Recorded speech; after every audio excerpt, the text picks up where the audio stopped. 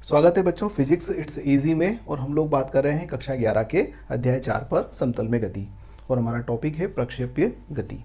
प्रक्षेप्य गति पर इसके पहले वाले वीडियो में हमने बात कर ली थी कि प्रक्षेप्य गति किसे कहते हैं, उसके प्रारंभिक वेग को हम घटक में कैसे वियोजित करते हैं, किसी समय t के बाद में उसका जो वेग होगा उसके घटक क्या होंगे, प्रक्षेप्य का पथ क्या होगा, और प्रक्षेप्य का पथ परवलयाकार होता है तो उसको हमने समीकरण की सहायता से निकाल लिया था। तो इतनी बात हमारी पहले वाले वीडियो में हो चुकी है। यदि आपने इस अध्याय के पहले के वीडियो नहीं देखे हैं तो डिस्क्रिप्शन में आपको इन सभी अध्याय की लिंक मिल जाएगी, आप वहां से अपने वीडियो देख सकते हैं। तो मेरा निवेदन यही है कि आप इस वीडियो को देखें, इसके पहले प्रक्षेप्य गति की परिभाषा और उससे संबंधित बातों को इसके पहले वाले वीडियो में ज़रूर देख लें। तो आइए अब हम बात करते हैं कि जब कोई प्रक्षेप्य छोड़ा जाता है तो हम चित्र के माध्यम से समझते हैं कि ये एक वस्तु है जिसको हमने प्रक्षेप्य गति प्रदान की है। तो माना कि एक वस्तु को प्रारंभिक वेग u से क्षैतिज के साथ थीटा कोण बनाते हुए प्रक्षेपित किया गया। तो ये वस्तु इस प्रकार से गति करती हुई आगे बढ़ती है। आपने कई बार इस पथ का अनुभव किया है। बच्चे सामान्यतः मैदान में खेलते हैं गेंद की सहायता से, चाहे वो क्रिकेट की बॉल हो या फिर कोई हमारे देशी गेम जो बच्चे खेलते हैं गेंद से एक दूसरे को मारना करना, तो उसमें गेंद की जो गति होती है वो पूरा यही पथ होता है। अब देखिए आप फेंकते हैं गेंद को तो पूरा यही पथ बनाती हुई वापस ज़मीन पर लौट कर आती है। तो वो पथ जो है वो प्रक्षेप्य का पथ है। तो ये u वेग से हमने इसको उछाला था, थीटा कोण बनाते हुए उछाला था। तो इस u के दो घटक कर लेते हैं, एक हो जाता है u x और ये वाला घटक है u y। तो हमने पिछले वाले वीडियो में देख लिया है कि u x बराबर होगा u cos थीटा और u y बराबर होगा u साइन थीटा। ये cos थीटा घटक होगा और ये साइन थीटा घटक होगा।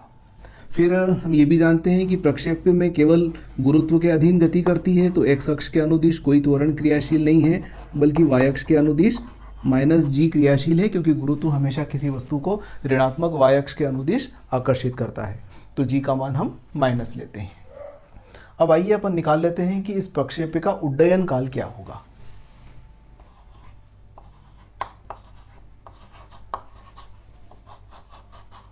उड्डयन काल, उड्डयन काल को कैपिटल T से प्रकट करते हैं।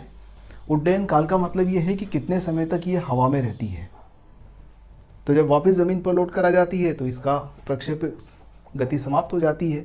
तो जितने समय तक ये वस्तु हवा में रहेगी उस समय को हम उड्डयन काल कहते हैं, है ना। तो हमें इस उड्डयन काल का मान ज्ञात करना है।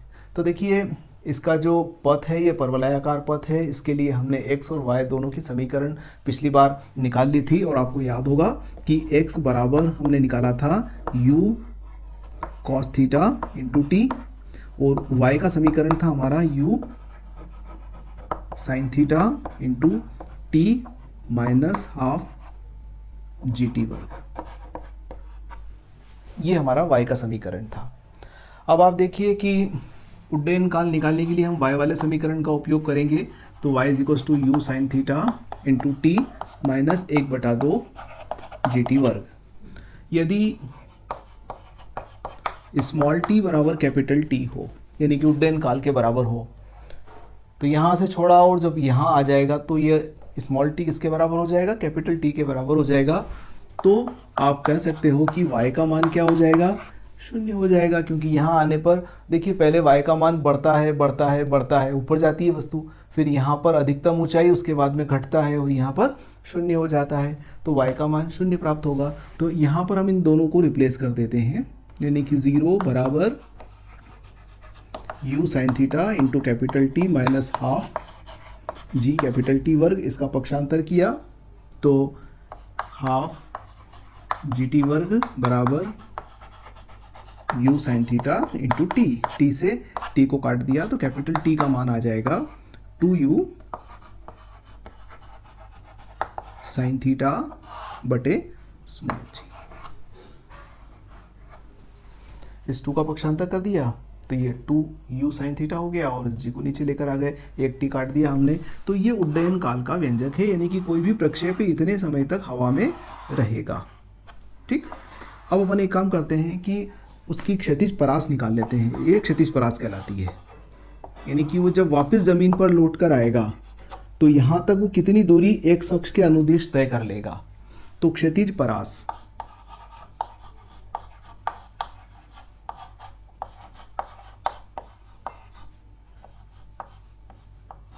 क्षैतिज परास समझ में आ रहे हैं कि जहाँ से हमने उसको फेंका है, जब वो वापस लौट कर आएगा तो भूमि पर जिस बिंदु पर वह टच करेगा प्रारंभिक बिंदु से, उस बिंदु की दूरी भूमि पर वो क्षैतिज परास कहलाती है। यह क्षैतिज है और ये इसकी परास, परास मतलब फैलाव, कि प्रक्षेपी यहाँ से छोड़ा तो यहाँ तक पहुँच जाएगा, तो ये क्षैतिज परास है। क्षैतिज परास मतलब x। तो हम जानते हैं कि x बराबर होता है u cos theta into T. अब यदि स्मॉल t बराबर कैपिटल T होगा तो x बराबर क्या हो जाएगा, क्षैतिज परास के बराबर हो जाएगा। यानी कि पूरा उड्डयन काल, यहाँ से जब वो यहाँ आएगी तो समय कितना हो जाएगा, उड्डयन काल के बराबर हो जाएगा। तो जब स्मॉल t कैपिटल T के बराबर होगा तो x का मान बढ़कर क्या हो जाएगा, r के बराबर। अब आप x की जगह पर r लिख सकते हैं, तो r बराबर u cos theta into t की जगह पर हमें क्या लिखना होगा, 2u sin थीटा बटे g। अब आप देखिए u और u मिलके हो गया u वर्ग, तो r बराबर क्या हो जाएगा, u वर्ग। और 2 साइन थीटा कॉस थीटा का सूत्र होता है साइन 2 थीटा बटे जी। तो ये क्षैतिज परास के लिए व्यंजक आ गया हमारा कि कोई भी प्रक्षेप्य इतनी दूरी तय करेगा। निर्भर किस पर करेगा, u पर करेगा और थीटा पर करेगा, इन दोनों पर करेगा r का मान। तो क्षैतिज परास का व्यंजक ये आ गया। हम थोड़ी सी बात और करेंगे। तो क्षैतिज परास के व्यंजक से हमने ये देख लिया है कि r बराबर होता है u स्क्वायर साइन 2 थीटा बटे जी। अब किसी भी प्रक्षेप्य को किस कोण पर फेंका जाए कि वो अधिकतम क्षैतिज परास को प्राप्त कर ले, यानी कि u को नहीं बदलेंगे हम, थीटा को बदलेंगे और थीटा का वो मान ज्ञात करना चाहते हैं जब r का मान अधिकतम हो। ध्यान दीजिएगा, यदि हम कम कोण से फेंकेंगे तो उसका उड्डयन काल कम होगा, अधिक कोण से फेंकेंगे तो अधिक ऊंचाई पर जाएगा। तो बीच में कोई ना कोई कोण है ऐसा जिस पर परास का मान अधिकतम होगा, यानी कि r बराबर r मैक्सिमम हो। इसके लिए क्या होना चाहिए,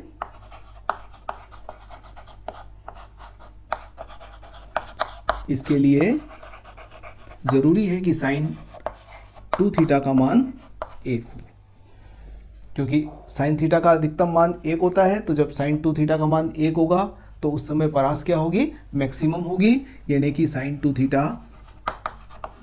बराबर साइन 90 हो।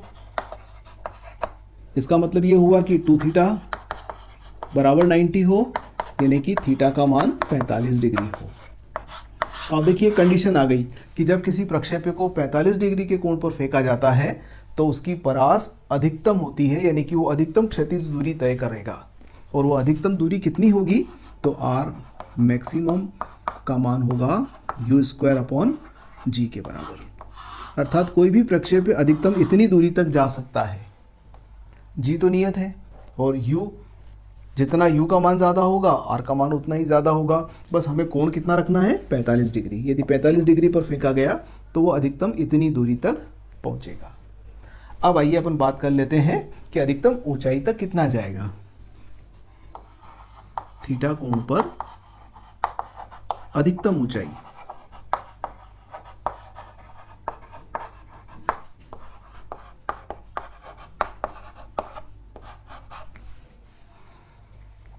तो देखिएगा अधिकतम ऊंचाई यानी कि जब वो यहाँ होगा तो उसका वेग जो होगा वो इस दिशा में हो जाएगा, क्षैतिज दिशा में हो जाएगा।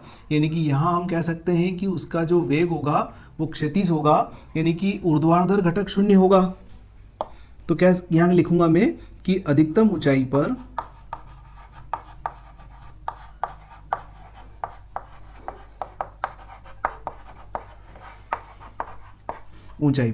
क्या होगा, y का मान 0 प्राप्त होगा, क्योंकि सारा का सारा वेग किसा हो जाएगा, x अक्ष के अनुदिश रह जाएगा, यानी कि u cos थीटा बचेगा सिर्फ यहाँ पर, बाकी वो घटक घटते घटते 0 हो गया। उसी के बाद वापस नीचे की ओर आना शुरू होगा, तो यानी कि vy बराबर 0 होगा। हमने एक समीकरण और पिछले वीडियो में आपको बताया था, वो था uy बराबर होता है u cos थीटा और वी वाई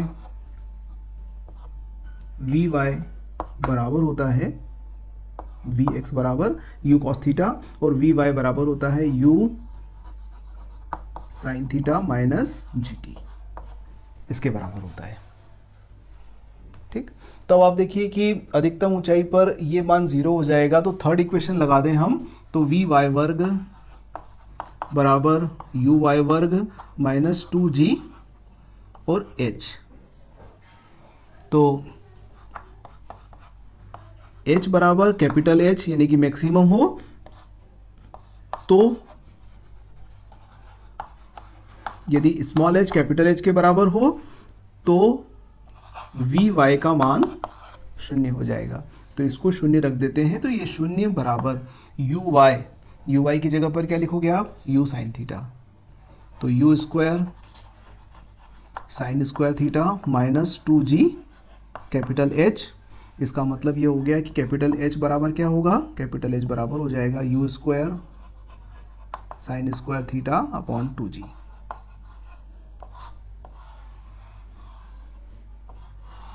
कोई भी प्रक्षेप्य यदि थीटा कोण पर फेंका जाएगा और क्षैतिज के साथ थीटा कोण बनाते हुए फेंका जाएगा, प्रारंभिक वेग उसका u होगा, तो वह इतनी ऊंचाई तक जाएगा, यानी कि ये वाली ऊंचाई जो होगी ये h होगी। इस सूत्र के द्वारा हम ज्ञात कर सकते हैं। तो हमने इस वीडियो के अंदर देखा कि प्रक्षेप्य में उड्डयन काल क्या होता है, उसका व्यंजक क्या है, क्षैतिज परास क्या होती हैं उसका व्यंजक निकाल लिया, क्षैतिज परास कब अधिकतम प्राप्त होगी ये निकाल लिया, और प्रक्षेप्य अधिकतम किस ऊंचाई तक जाएगा ये हमने इस वीडियो के अंदर निकाला है। धन्यवाद।